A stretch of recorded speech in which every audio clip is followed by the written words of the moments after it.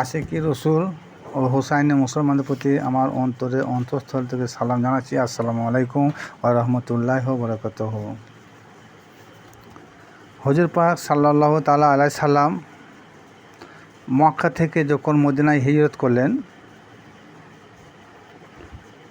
কেউ হয়তো অনেকে বলে থাকেন যে প্রাণে ভয়ে পালিয়ে এসেছেন, কিন্তু না, এরকম কথা বলবেন না। নবীজি প্রাণের ভয়ে মক্কা থেকে মদিনায় পালিয়ে আসছেন নাই, তিনি ইজ্জতের ভয়ে পালিয়েছেন। ইজ্জতের ভয়ে, ইজ্জত আর প্রাণ দুটো এক নয়।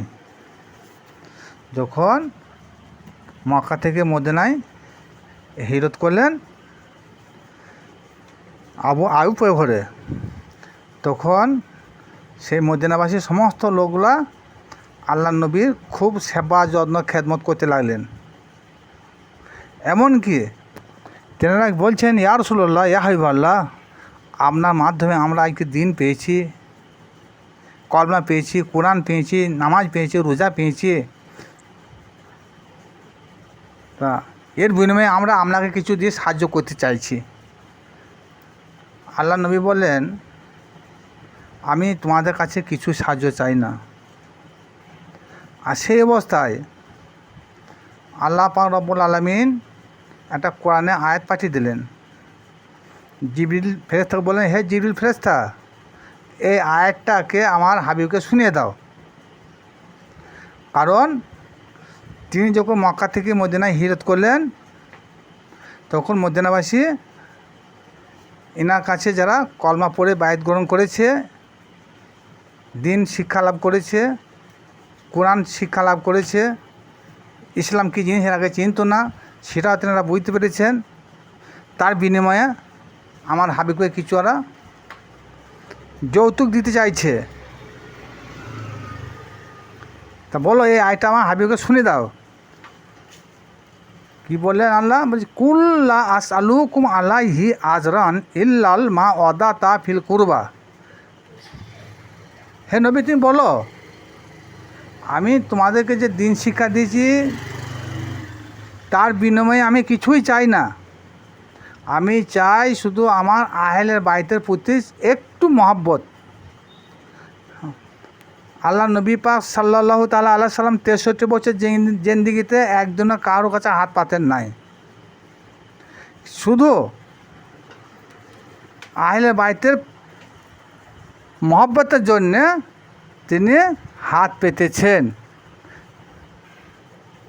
আমি তোমাদেরকে দিন শিক্ষা দিচ্ছি, দিনে ইলম শিক্ষা দিচ্ছি, শরীয়ত শিক্ষা দিচ্ছি, কোরআন শিক্ষা দিচ্ছি, এর বিনিময়ে কিচ্ছু চাই না। শুধু আমি চাই আমার আহলে বাইতের প্রতি তোমরা একটু মহব্বত করো। আর সামনে যে দিনটা আসছে, ভয়াবহ দিন আসছে, ওই দিনটার জন্য তোমরা আমাকে একটু সাহায্য করবে। মদিনাবাসীরা তখন বলছেন, ইয়া রাসূলুল্লাহ, ইয়া হাবিবাল্লাহ, দিনে ইসলামকে প্রতিষ্ঠিত করার জন্যে যত রকমের সাহায্য করা দরকার আমরা করব, কিন্তু আপনি যেন আমাদেরকে ছেড়ে কোনদিন পালিয়ে যান না মদিনা থেকে। সেদিনে আল্লাহ নবী পাক সাল্লাল্লাহু তাআলা আলাইহি সাল্লাম কথা দিয়েছিলেন যে আমি তোমাদেরকে কথা দিলাম, তোমরা যখন আজকে আমাকে সাহায্য করলে দিনে ইসলাম প্রচার করার জন্যে, তা আমি নবী মোহাম্মদ মুস্তাফা সাল্লাল্লাহু তাআলা আলাইহি সাল্লাম তোমাদেরকে ছেড়ে কখনো পালাবো না। যখন এই ওয়াদাটা তিনি করলেন, তিনি 63 বছর জিন্দেগিতে মদিনায় কাটাইলেন। যখন তিনি পর্দায় চলে গেলেন, তখন কী হলো, সেই মদিনাতেই তিনি রয়ে গেলেন। কিন্তু জন্মভূমি মক্কা নগরীতে তিনি আর পৌঁছান নাই। কারণ তিনি ওয়াদা করেছিলেন যে আজ তোমরা যখন আমাকে দিনে ইসলামের প্রচারের জন্য সাহায্য করেছ, কিন্তু আমি তোমাদেরকে ছেড়ে কখনো পালাবো না। তা সেই ওয়াদাটা আল্লাহ নবী পাক সাল্লাল্লাহু তাআলা আলাইহি সাল্লাম সেই মদিনাবাসীর কাছে যে ওয়াদা করেছেন, সেই ওয়াদাটা তিনি কিন্তু শেষ পর্যন্ত রেখে গেছেন। তা ওয়াদা কেমন জিনিস আমরা বুঝি না। ওয়াদা আমরা যেটা করি সেটা ওয়াদাটা পালন করতে হবে। আর আমরা দুনিয়াতে আসার আগে মহান আল্লাহ পাক রব্বুল আলামিন একদিন সমস্ত আত্মাকে জড়ো করে বলেছিলেন, আলাস্তু বি রাব্বিকুম, আমি কি তোমাদের প্রভু নয়? তা এক বাক্যে তেনারা প্রভু স্বীকার করে নেয়। বহু ঘটনা ঘটেছে, আমি একটা খুব সংক্ষেপে বলবো।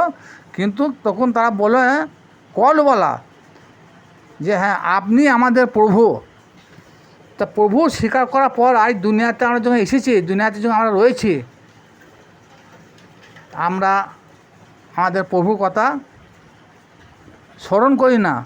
প্রভু যেটা আদেশ করেছে সেটা মানি না। প্রভু যেটা নিষেধ করেছে সেটা আমরা তার বিপরীত কাজকর্ম করে থাকি। যেটা হারাম বলেছে সেটা মানি না।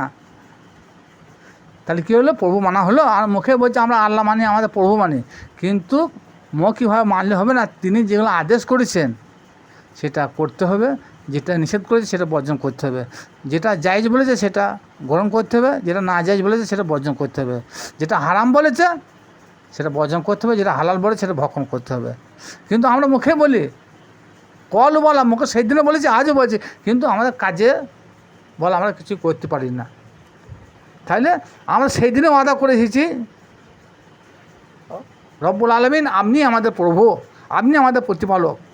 তাহলে আজ দুনিয়াতে আমরা কী বলছি? কে বলছি আমার ক্ষমতা জোরে আমি বেঁচে আছি, কে বলছি আমি অর্থ জোরে বেঁচে আছি। এই বিভিন্ন লোক বিভিন্ন রকম কথাবার্তা বলে, কিন্তু না, মহান আল্লাহ পাক রব্বুল আলামিন 18,000 মখলুকাতে তিনি হচ্ছে স্রষ্টা। তিনি সুপ্রিম পাওয়ার নিয়ে বসে আছেন। তিনি মুহূর্তের মধ্যে যদি মনে করেন সারা বিশ্ব জাহানটাকে এক সেকেন্ডের মধ্যে চোখের পালক ফেলতে না ফেলতে সব ধূলিসাৎ করে দিতে পারে। কিন্তু আমরা একটু চিন্তা ভাবনা করি না। আজ আছি কাল নাও থাকতে পারি। কই আমাদের ক্ষমতা? কোথায় অর্থ বল? কোথায় লাঠির বল? কোথায় রাজনীতি বল? সব বল মিসমার, কোনো বল চলবে না। সব বল ধ্বংস হয়ে যাবে, চোখ বুঝলেই হবে।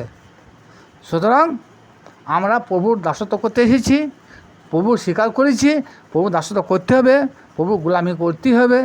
কারণ আজ না হলে দুদিন পর আপনাকে আমাকে সকলকে একদিন তেনার সম্মুখে দাঁড়াইতে হবে। সুতরাং দাঁড়াইতে গেলে আমাদের কিছু নিয়ে যেতে হবে। কী নিয়ে যেতে হবে? টাকা পয়সা, ধন দৌলত, বাড়ি গাড়ি কিচ্ছু নয়, শুধু ঈমান ও আমল, এই দুটোকে নিয়ে আমাদের মহান আল্লাহ পাক রব্বুল আলামিনের কাছে আমাদেরকে হাজির